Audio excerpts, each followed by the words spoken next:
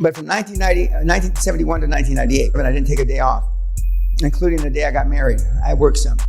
And about middle of 98, end of 98, I was approached by an intermediary that said there was a lawyer in town, a very successful lawyer, that had worked 1 year less than I had not taken a day off 1 year less than I had. So we met and he was the lawyer for a lot of the big guys. We met for breakfast at his place in London, central London, Mayfair. And we traded stories about how we worked on funny days, all our birthdays, all our Christmas. In his particular case, I believe he was Jewish. So all during Rosh Hashanah and et cetera, et cetera. Needless to say, you can't find anybody that hasn't taken a day off in 26, 27 years anymore. And as I predicted, and I still predict, I stand on my prediction, corporate America will rue the fucking day. They said some of their employees don't have to come in at all. Some of their employees can work from at the office 51% of the time. All their employees can pick their own schedules now, et cetera, et cetera. They will rule the fucking day, and they will see. It's not going to show up this year or next year, but it'll show up in company productivity, in my opinion. Before Corona, I spoke at almost 20 universities, Nepal, Eastern Europe, Western Europe, Oxford University, the Naval Academy, throughout the United States, on a topic called Wealth, Risk, Reward, Not. And when I did my interview for Business Insider, the nice young gal who interviewed me and wrote the very nice article, I explained to her what it meant. And what it meant was, and it was very much in line why she said that she felt her generation felt left out, and they were going and they were buying Bitcoin and they were buying a lot of the stocks from platforms because there was no commission, et cetera, et cetera. Wealth, risk, reward, not means back in your grandfather's day or maybe even your dad's day, they worked 40 years, they got a pension, they might have got a gold watch, not as nice as this gold watch that Sally gave me. And they were set for the rest of their life. Their mortgage was probably almost paid off, and they were set. They probably had a little vacation home, etc. Well, those days have been gone for a long, long time. The system is broken, yet the universities still teach the same old system.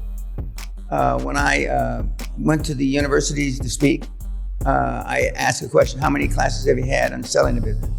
How many classes? Nobody raised their hand. How many classes have you had in buying a business? Nobody raised their hand. How many classes have you had in leadership? Except for the Naval Academy, no schools had any classes in leadership. So three of the very most important things about being out in the real world, they weren't being taught. I have yet to meet very few people that used any geometry, calculus, or chemistry in their job endeavors, unless they were in a math endeavor or a chemical endeavor or something. So the wealth, risk, reward isn't there anymore, and that's why we say not. And the kids know it, and that's why the kids complain about going to school. For example, at Wharton, University of Pennsylvania, it costs $62,000 a year to go to school. So that's $240,000 for a four-year degree. And most of the kids have $150,000 to $200,000, if not more, in debt. And it's not easy to pay that kind of debt off, especially in the beginning, when you're beginning the salary ladder out in the corporate world. And it's almost impossible to get on the property ladder making that kind of money, because you don't have enough money saved up for a down payment unless you've got gracious grandparents, parents, or in-laws. So the system doesn't work anymore. And of course, that's why the kids are rebelling. I'm curious to see what's going to happen. Some of the schools, you can come to class. Some of the schools, you don't have to come to class, et cetera, et cetera. How is this going to work out and pan out over the next 2 or 3 years? But it's not going to end well. The kid, school tuition are getting higher and higher and higher. Even, the school that I went to, which you've got to explain about. And the reason why I say you've got to explain about it is because when I went to California State University, Northridge, it was called San Fernando Valley State College. And only a couple years after I graduated was it name change to a university. And they gave me a new diploma a year or so after I graduated in 1971. And I've been out of university 50 years now. But the things that I learned in university, I won't say I didn't use one thing, but I hardly used any of what I learned. I learned more in real life. I learned more in the military, and I learned more in my various jobs. So that's what wealth risk reward not means. And I'm going to start giving the talks again in the not too distant future, but I will only talk not virtually, but in person. When we talk about goals and affirmations in the seminar, which is normally the penultimate or next to last day, and then the last day they give me their goals and affirmations. The goals that they put down on the paperwork before they got there are abysmal. You know, they're pretty low, and they're based on role models, which you don't have.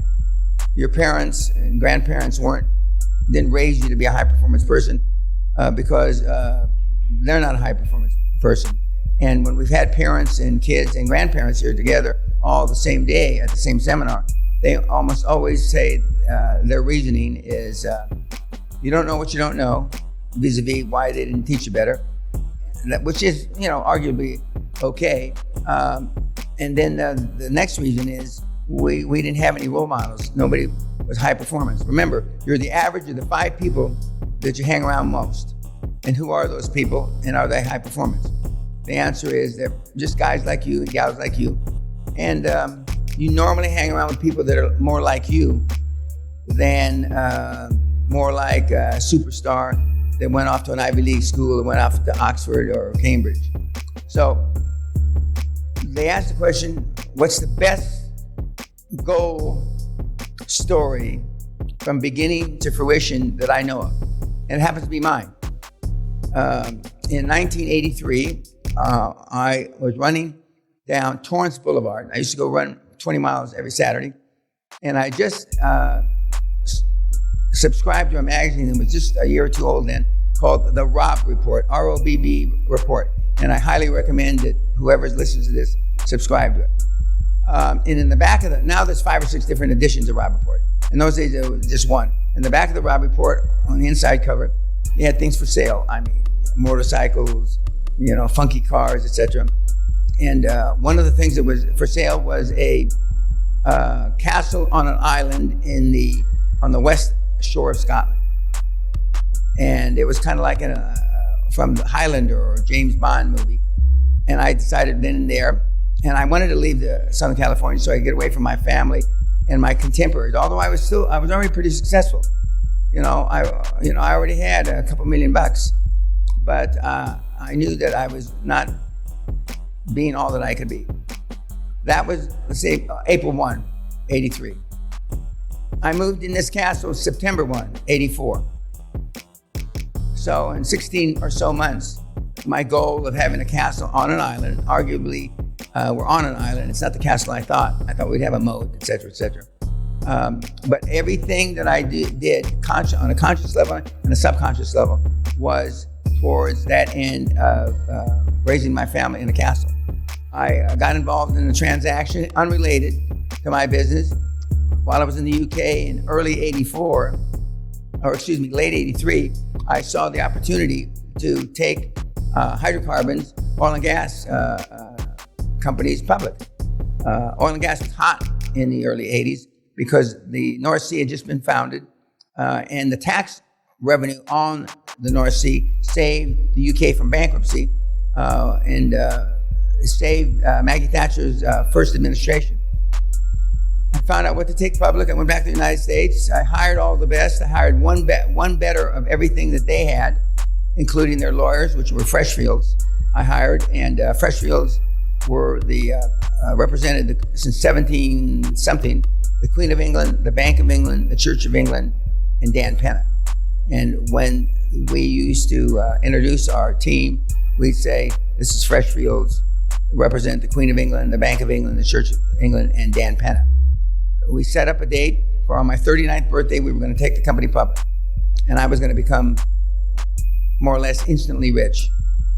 Best birthday gift I ever got was 100 million pounds on my birthday, 1984. I haven't been able to surpass that. It's a pretty nifty birthday gift. But coincidentally, that same date, August 10th, 1984, was the privatization of Jaguar. Mr. Thatcher was privatizing a lot of the UK government's assets to save the company from bankruptcy. And I picked my date, and she wanted the same date. And so everybody said, you can't go public on the same day Mrs. Thatcher is taking Jaguar public. To this day, it's a sexual experience for me when I see a Jaguar.